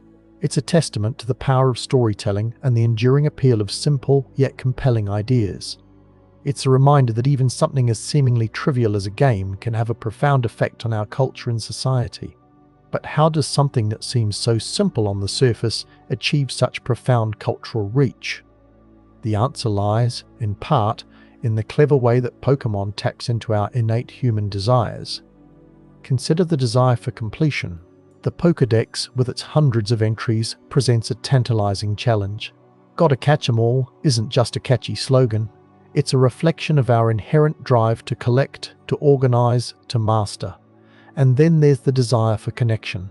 Pokémon is a social game, both in its video game and trading card forms. Trading Pokémon with friends, battling against rivals, and participating in online communities all foster a sense of belonging and shared experience. Moreover, Pokémon is a story about growth and transformation. The Pokémon themselves evolve, becoming stronger and more powerful over time. This mirrors our own personal journeys as we strive to learn, to grow, and to become the best versions of ourselves. But these desires alone aren't enough to explain the cultural impact of Pokémon. There's also the element of nostalgia. For many of us, Pokémon is a reminder of our childhoods, a time of innocence, wonder, and endless possibilities. Revisiting the world of Pokémon allows us to reconnect with those feelings, to recapture a sense of joy and excitement that may have faded over time. This power of nostalgia can be a double-edged sword, as we'll explore later. But in its purest form, it's a powerful force that can bring people together and remind us of what's truly important. The world of Pokémon has also given rise to its own unique language and culture. Terms like shiny, IVs, and EVs have become commonplace among fans, creating a shared vocabulary that binds them together. The competitive battling scene has its own set of strategies, tactics, and terminology, further solidifying the sense of community. And it's not just about the technical aspects of the game. Pokémon has also inspired countless memes, jokes, and fan theories, adding to the rich tapestry of its online culture. From the infamous Missing No glitch to the ongoing debate about the best starter Pokémon, these shared experiences create a sense of camaraderie and belonging. The Pokémon franchise has also been praised for its inclusivity and representation. The games feature a diverse cast of characters, reflecting the wide range of people who play and enjoy them. The anime has also been lauded for its positive messages about friendship, perseverance, and acceptance. This commitment to inclusivity has helped to make Pokémon a welcoming and accessible franchise for people of all ages, backgrounds, and identities. It's a reminder that games can be more than just entertainment. They can also be a force for good in the world. The impact of Pokémon can even be seen in the way we interact with technology. Pokémon Go, with its augmented reality gameplay, encouraged people to explore their surroundings and connect with others in the real world. The game also helped to popularize the concept of location-based gaming, paving the way for other AR experiences. And it's not just about Pokémon Go. The franchise has also embraced other forms of technology, from virtual reality to blockchain, exploring new ways to engage with fans and expand the Pokémon universe. But even with all its success and cultural influence, Pokémon is not without its critics. Some argue that the franchise promotes consumerism, encouraging fans to buy endless amounts of merchandise. Others criticize the repetitive gameplay or the lack of innovation in recent games. These criticisms are valid and deserve to be considered, but they shouldn't overshadow the positive impact that Pokémon has had on our culture and society. The franchise has brought joy to millions of people around the world, inspired countless artists and creators, and fostered a sense of community and belonging. And it continues to evolve, adapt, and innovate, ensuring that it remains relevant and engaging for generations to come. The story of Pokémon is a story of creativity, connection, and the enduring power of imagination. It's a story that continues to unfold, with new chapters being written every day. But what happens when the things we loved as children don't quite live up to our expectations as adults? What happens when the nostalgia fades and we're left with a sense of disappointment? We'll explore that darker side of nostalgia next. Chapter 9: Pokémon as a metaphor for life, growth, change, and the passage of time. Think about it. We've spent hours, days, even years immersed in the world of Pokémon. Catching, training, battling, trading. But what if there was something more to it all? Something deeper than just a fun game or a captivating anime? What if Pokémon, in its own unique way, holds a mirror up to our own lives, reflecting the challenges, the growth, and the inevitable changes we all experience? That might sound like a stretch. After all, we're talking about pocket monsters that shoot fire and control electricity. But bear with me, because the more you look, the more you see that Pokémon isn't just about collecting creatures.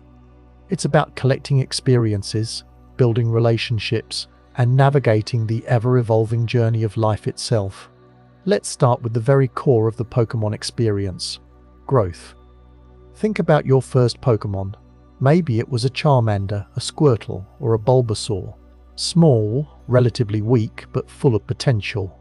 Just like us when we're young, we start out small, inexperienced, and unsure of ourselves. But with time, with training, with facing challenges head-on, we grow stronger. Charmander evolves into Charmeleon, then into the mighty Charizard. Squirtle becomes Wartortle, then the powerful Blastoise. Bulbasaur transforms into Ivysaur, then the majestic Venusaur. Each evolution represents a significant step forward, a milestone achieved through hard work and dedication. Doesn't that sound familiar? Think about the moments in your own life where you felt like you leveled up. Maybe it was mastering a new skill, overcoming a difficult obstacle, or achieving a long-term goal. Those moments of growth are what define us, what shape us into the people we become. And just like Pokémon evolving, these moments often come with a transformation, a change in perspective, a newfound sense of confidence. But growth isn't always easy. It requires effort, perseverance, and the willingness to step outside of our comfort zones. Think about the battles you face in the Pokémon games. You can't just coast through them. You need to strategize, adapt, and learn from your mistakes. Sometimes you win, sometimes you lose. But each battle, win or lose, makes you a better trainer. The same is true in life. We all face challenges, setbacks, and failures. But it's how we respond to those challenges that determines our growth. Do we give up? Do we hide away? Or do we learn from our mistakes, pick ourselves up, and keep moving forward? The Pokémon world teaches us that even the smallest Pokémon can overcome the biggest obstacles with enough training and determination. And it's not just about individual growth. Pokémon also emphasizes the importance of relationships. Think about Ash Ketchum and his unwavering bond with Pikachu. They've been through countless battles, faced seemingly insurmountable odds, and always had each other's backs. Their friendship is the foundation of their success. The same is true for us. Our relationships with family, friends, and mentors are essential for our growth and well-being. They provide us with support, encouragement, and a sense of belonging. They help us to see the world from different perspectives and to learn from their experiences. And just like Ash and Pikachu, we can achieve more together than we ever could alone. Think about the trading system in the Pokémon games. It's not just about completing your Pokédex. It's about connecting with other trainers, sharing your resources, and helping each other achieve your goals. It's a microcosm of the real world, where collaboration and cooperation are essential for success. And let's not forget about the competitive aspect of Pokémon. Battling other trainers is a test of skill, strategy, and teamwork. It's a chance to prove yourself and to learn from the best. But even in the heat of battle, there's a sense of respect and camaraderie. Trainers congratulate each other on their victories and offer encouragement in defeat. It's a reminder that even in competition, we can still maintain our humanity and build meaningful relationships. But perhaps the most profound metaphor in the Pokémon universe is the passage of time. Think about the evolution of the games themselves. From the simple graphics of the original Game Boy games to the stunning visuals of the modern Nintendo Switch titles, the Pokémon world has constantly evolved and adapted to new technologies and changing tastes. The same is true for us. We are constantly changing, evolving, and adapting to the world around us. Our experiences shape us, our perspectives shift, and our priorities change. What was important to us as children may not be as important to us as adults, and that's okay. It's a natural part of life. Think about the Pokémon themselves. They age, they evolve, and they eventually fade away. But their legacy lives on in the next generation.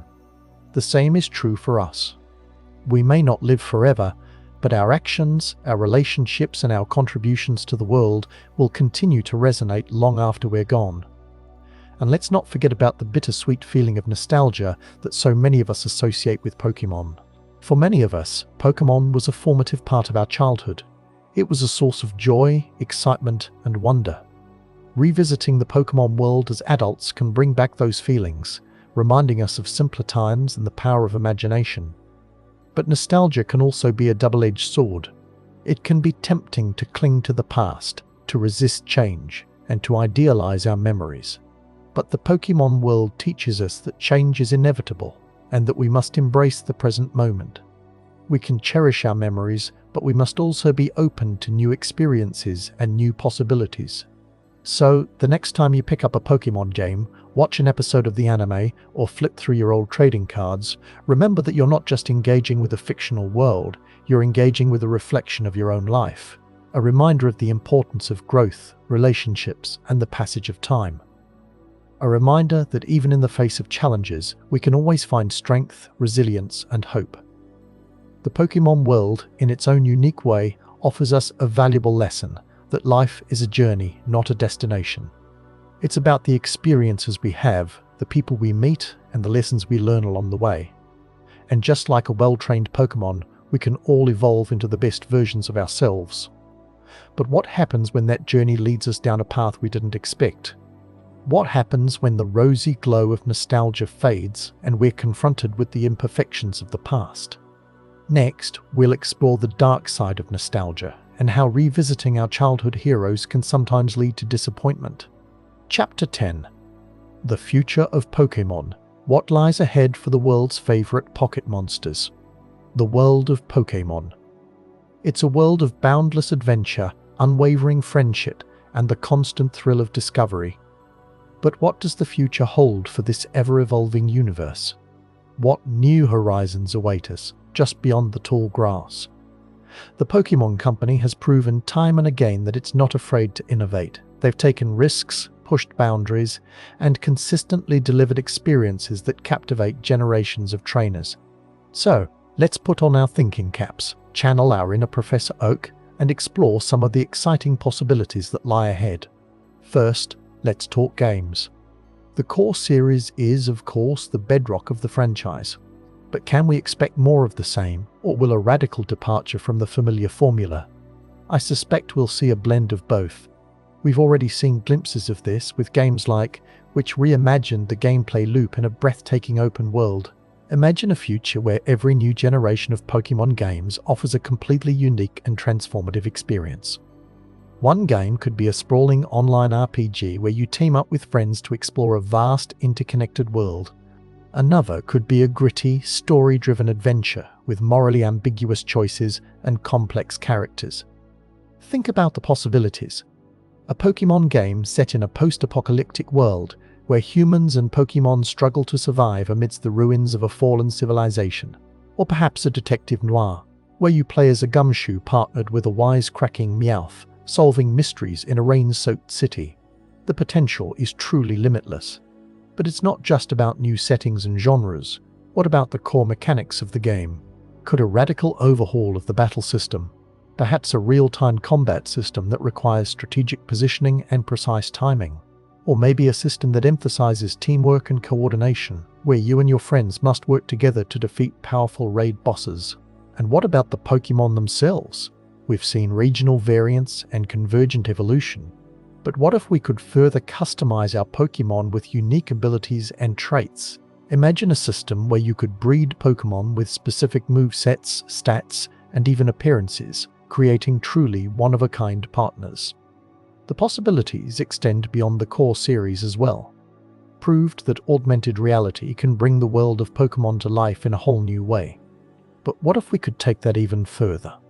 Imagine a future where you can use your phone to scan your environment and discover hidden Pokémon, complete challenges, and even battle other trainers in real time, all within the real world. Think about the impact that could have on our communities.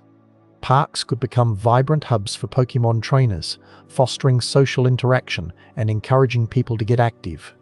Local businesses could partner with Pokémon Go to offer exclusive rewards and events, driving traffic and boosting the local economy. And let's not forget about the anime. Ash Ketchum's journey may have come to an end, but the Pokémon anime is far from over. What new stories will be told? What new characters will we meet?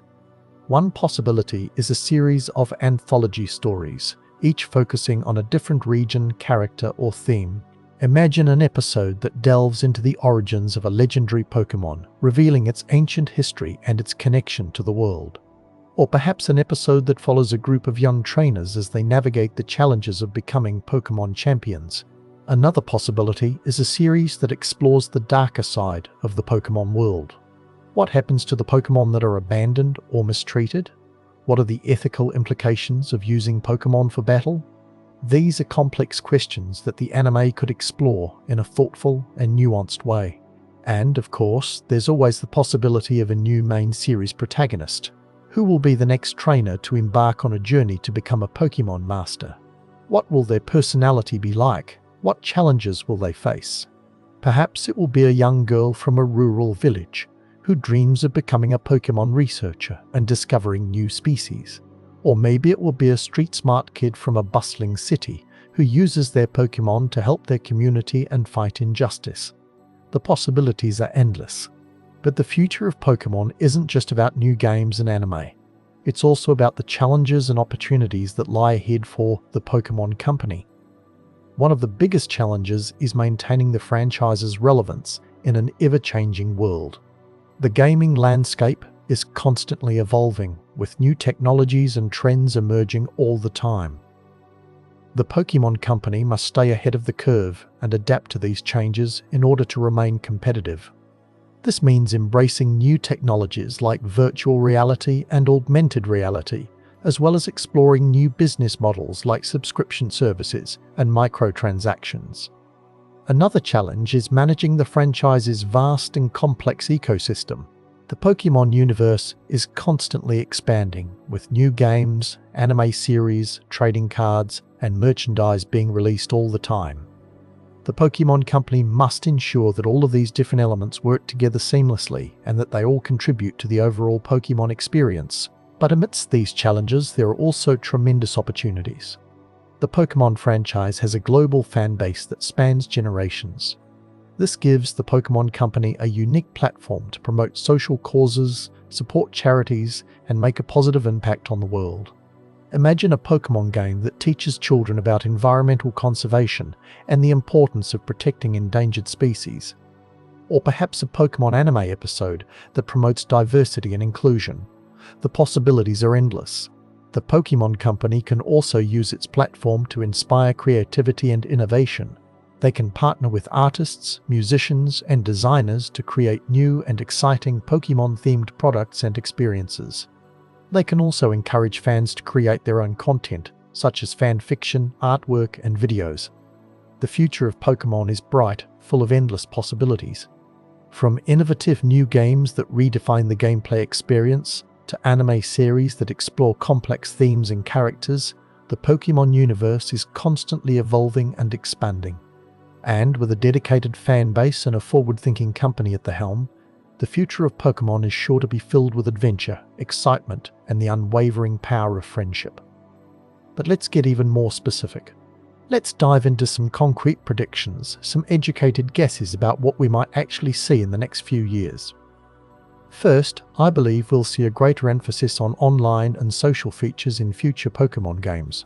The ability to connect with other trainers around the world is already a key part of the Pokémon experience, but I think we'll see even more ways to interact and collaborate with others. Imagine a Pokémon game where you can join a guild with your friends and work together to complete challenging quests and defeat powerful raid bosses. Or perhaps a game where you can build your own virtual Pokémon gym and compete against other gyms for leaderboard rankings. Second, I think we'll see more experimentation with different gameplay styles and genres. It was a bold step in this direction, and I believe we'll see even more games that push the boundaries of what a Pokémon game can be. Perhaps we'll see a Pokémon-themed strategy game where you command a team of Pokémon in tactical battles against other players. Or maybe we'll see a Pokémon-themed simulation game where you manage your own Pokémon sanctuary and care for a variety of different species. Third, I think we'll see more integration between the different parts of the Pokémon franchise. The games, anime, trading cards, and merchandise are all part of the same universe, and I think we'll see more ways for them to connect and interact with each other. Imagine a Pokémon game where you can unlock exclusive items and characters by scanning trading cards, or perhaps an anime episode that ties directly into the storyline of a new Pokémon game. Fourth, I think we'll see more of a focus on sustainability and environmental awareness. The Pokémon franchise has always had a strong connection to nature, and I think we'll see this theme explored in even more depth in future games and anime series. Perhaps we'll see a Pokémon game where you play as a park ranger, protecting Pokémon habitats from pollution and deforestation, or maybe an anime episode that highlights the importance of recycling and reducing waste. Fifth, and perhaps most exciting, I think we'll see advancements in technology that blur the line between the virtual and real worlds. Imagine a future where you can wear a Pokémon-themed augmented reality headset and see Pokémon roaming around in your own backyard. Or perhaps a future where you can use your phone to battle other trainers in real time, with the Pokémon appearing as holograms in front of you. These are just a few of the possibilities that I see for the future of Pokémon. The franchise is constantly evolving and adapting, and I'm excited to see what new adventures await us in the years to come. But with all this talk of innovation and change, it's important to remember what makes Pokémon so special in the first place. It's not just about the games, the anime, or the trading cards. It's about the connections we make with each other, the friendships we forge, and the sense of wonder and excitement that the Pokémon world inspires. As long as the Pokémon Company stays true to these core values, the future of Pokémon will be bright indeed. The possibilities are as limitless as the imagination of a young trainer embarking on their very first adventure. Think about it. What if future Pokémon games incorporated machine learning? Imagine a world where the AI learns play style, adapting the difficulty and even the behavior of wild Pokémon to create a truly personalized challenge. No two trainers would have the same experience. The game would evolve you. And what about the potential for cross-platform play? Imagine being able to battle your friends regardless of whether they're playing on a Switch, a mobile device, or even a PC. The community would become even more connected, more vibrant. The Pokémon Company also has a huge opportunity to expand into new areas of entertainment. Imagine a Pokémon-themed theme park where you can ride roller coasters based on your favorite Pokémon and explore immersive environments inspired by the different regions of the Pokémon world. Or perhaps a Pokémon-themed museum where you can learn about the history of the franchise, see rare and valuable Pokémon artifacts, and even interact with holographic Pokémon. And let's not forget about the potential for esports. The Pokémon trading card game already has a thriving competitive scene, but there's also a huge opportunity to create a competitive scene around the video games. Imagine professional Pokémon trainers battling it out in front of thousands of fans, with commentators providing play-by-play analysis and cheering on their favorite players. The Pokémon Company could also partner with universities and colleges to create Pokémon-themed courses and programs.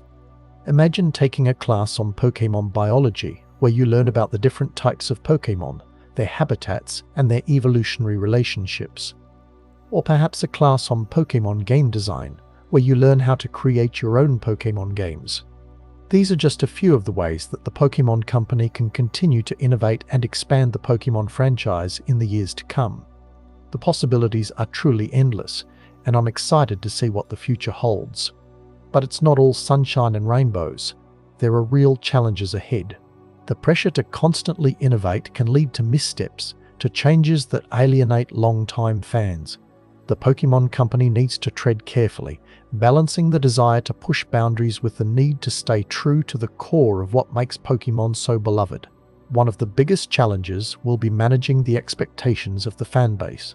With so many different opinions and desires, it's impossible to please everyone. The Pokémon Company needs to be transparent about its plans and listen to feedback from the community, but ultimately it needs to make decisions that it believes are in the best interests of the franchise as a whole. Another challenge will be dealing with the issue of piracy. As the Pokémon franchise becomes more popular, the risk of piracy increases. The Pokémon Company needs to take steps to protect its intellectual property and prevent unauthorized copies of its games and merchandise from being distributed. And finally, the Pokémon Company needs to be mindful of the impact that its products have on the environment. The production of games, trading cards, and merchandise can have a significant environmental footprint. The Pokémon Company needs to take steps to reduce its environmental impact and promote sustainable practices. Despite these challenges, I remain optimistic about the future of Pokémon. The franchise has a proven track record of success, and the Pokémon Company has a talented team of people who are passionate about creating amazing experiences for fans. As long as the Pokémon Company continues to innovate, listen to feedback from the community, and stay true to its core values, the future of Pokémon will be bright indeed. The adventure is just beginning. The world of Pokémon is a mirror reflecting our own, a place where we can explore themes of friendship, perseverance, and the importance of embracing change. And as we look to the future, one thing is clear: the journey is far from over. The next generation of trainers is waiting, eager to embark on their own adventures, to discover new Pokémon, and to forge their own legends. But what if the very foundation of the Pokémon world, the creatures themselves, were to undergo a fundamental shift? What if the concept of type was no longer fixed, but fluid, adaptable, a reflection of the trainer's own personality and bond with their Pokémon? This could revolutionize battling, breeding, and even the very definition of what it means to be a Pokémon. But this idea, this radical reimagining of the core of the franchise, raises a far more profound question. Could this be the key to unlocking a deeper understanding of the Pokémon world? A revelation that challenges everything we thought we knew. If this story resonated with you, there's plenty more. Click the video on screen to keep the journey going, or dive into the full Pokémon playlist for more stories, memories, and deep dives. Whichever path you choose, I'll see you there, trainer.